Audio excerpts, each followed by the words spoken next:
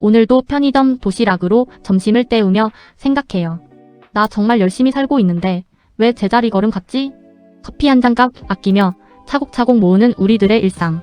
하지만 뉴스에선 자고 나면 수억씩 올랐다는 집값이 들려오죠. 우리의 이 허탈함이 착각이 아닙니다. 이제 소득보다 자산이 불평등을 결정하는 시대가 됐거든요. 순자산 진위계수 0.625, 통계 집계 이후 역대 최고치입니다. 아끼는 것만으로는 넘을 수 없는 거대한 벽이 생긴 거죠. 오늘 그 벽의 실체와 우리의 생존 전략을 파헤쳐 봅니다. 예전엔 공부 잘해서 좋은 직장 가면 부자 되는 줄 알았죠. 하지만 지금은 월급 상승 속도가 집값을 절대 못 따라갑니다. 소득 격차는 오히려 예전보다 줄어들고 있다는 사실 아셨나요? 문제는 내가 가진 자산이 있느냐 없느냐로 갈린다는 겁니다. 성실함의 대가가 예전만큼 달콤하지 않은 이유가 여기 있어요. 노동의 가치가 자본의 가치에 밀려버린 서글픈 현실이죠. 10년치 연봉을 한 푼도 안 써야 집 한 채 살 수 있을까 말까. 이런 구조 속에서 멘탈을 유지하기란 결코 쉽지 않습니다. 그래서 우리는 돈의 흐름이 바뀐 걸 먼저 인정해야 합니다. 우리 자산의 70%가 부동산에 묶여 있다는 걸 알고 계신가요? 상위 20%가 전체 자산의 65%를 독점하고 있는 구조입니다. 반면 하위 40%의 점유율은 고작 4.8%에 불과합니다. 부동산 가격 상승이 계층 간 사다리를 걷어차 버린 셈이죠. 수년치 소득 차이가 집값 한 번에 뒤집히는 게 일상이 됐어요. 이제 집은 사는 곳이 아니라 사는 것이 되었습니다. 부동산 중심의 자산 구조가 내수 경제까지 멍들게 하고 있죠. 번 돈을 주거비에 쏟아부으니 쓸 돈이 없는 게 당연합니다. 이 지독한 부동산 쏠림 현상, 과연 끝은 어디일까요? 요즘 거리의 상점들이 예전보다 훨씬 한산해 보이지 않나요? 특히 2030 세대의 소비가 눈에 띄게 줄어들고 있습니다. 우리가 단순히 돈 쓰기 싫어서 안 쓰는 게 절대 아니죠.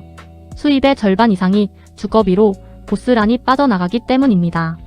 통계로 봐도 25에서 39세가 주거비 타격을 가장 크게 받아요. 숨만 쉬어도 나가는 월세와 대출 이자가 숨통을 조입니다. 결국 제일 먼저 줄이는 건 먹고 즐기고 배우는 비용이죠. 소비의 활력이 사라진 자리에 미래에 대한 불안만 남아요. 집값이 우리 삶의 즐거움까지 모두 앗아가고 있는 겁니다. 사랑하는 사람과 함께하는 미래, 왜 자꾸 미루게 될까요? 한국에서 결혼은 곧 집이라는 공식이 되어버렸습니다. 전셋값만 수억인 현실 앞에서 설렘은 금방 한숨이 되죠. 아이를 낳고 기르는 건 더 큰 용기가 필요한 일이 됐어요. 주거비 장벽이 청년들의 인생 설계를 가로막고 있습니다. 집만 해결돼도 라는 말이 절로 나오는 요즘입니다. 주거 안정이 무너지니 인구 구조까지 흔들리고 있어요. 결국 집값 안정이 우리 삶의 기초를 다지는 시작점입니다. 행복을 저당 잡힌 지금의 구조, 이제는 바뀌어야 합니다. 만약 주거비 부담이 지금의 절반으로 줄어든다면 어떨까요? 미뤄왔던 자기개발과 교육에 투자할 여유가 생길 겁니다. 억지스러운 야근 대신 새로운 도전을 꿈꿀 수도 있겠죠. 인적 자본에 대한 투자는 결국 더 큰 소득으로 돌아옵니다. 주거비에 쏟던 에너지를 나 자신에게 집중하는 삶. 삶의 질이 올라가면 소비의 질도 자연스럽게 변합니다. 로또 같은 집값 상승보다 내 실력이 느는 기쁨을 맛보세요. 부동산에 매몰됐던 활력이 사회 곳곳으로 퍼져나갈 겁니다. 그것이 우리가 꿈꾸는 진짜 건강한 갓생의 모습입니다. 영끌 대출에 목매던 금융 트렌드도 완전히 바뀔 거예요. 이제는 종잣돈을 모으고 굴리는 재미에 집중하게 됩니다. 적금과 ISA 같은 상품들이 다시 주인공이 되는 시대죠. 무리한 빚 대신 감당 가능한 투자가 일상이 됩니다. 적립식 펀드로 꾸준히 자산을 불려가는 건강한 습관. 금융지능을 높이는 것이 가장 확실한 재테크가 됩니다. 부동산에만 쏠렸던 자금이 다양한 자산군으로 분산되죠. 시장이 안정되면 금융은 비로소 우리의 파트너가 됩니다. 탄탄한 포트폴리오가 내 노후와 미래를 지켜줄 거예요. 부모님 세대도 큰 집을 고집할 필요가 없어지는 세상입니다. 거주 공간을 줄이는 다운사이징이 새로운 대안이 되죠. 남은 자산은 주택연금으로 전환해 여유로운 노후를 즐깁니다. 집 한 채에 모든 노후를 걸었던 위험한 도박은 이제 끝이죠. 자녀에게 집을 물려주는 대신 스스로의 삶을 책임집니다. 부동산 거래가 유연해지면 시장 전체에 활기가 돕니다. 젊은 세대에겐 집이 공급되고 고령층에겐 현금이 생기죠. 모두가 윈윈하는 선순환 구조가 만들어지는 겁니다. 집에 갇혀있던 자산이 흐르기 시작하면 세상이 바뀝니다. 우리를 괴롭혔던 건 집값 자체가 아니라 불안이었을지 몰라요. 지금 안 사면 평생 못 산다는 공포 마케팅에 휘둘리지 마세요. 부동산이 내 인생의 성적표라는 생각부터 버려야 합니다. 집은 그저 내가 편히 쉴 수 있는 공간이면 충분합니다.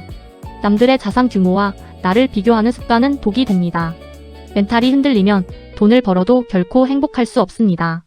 숫자에 휘둘리지 않는 단단한 마음 근육을 키워야 해요. 시장은 변해도 내 삶의 기준은 변하지 않아야 합니다. 머니 멘탈이 바로 서야 진짜 부자의 길로 갈 수 있습니다. 결국 가장 수익률 높은 투자는 바로 나 자신입니다.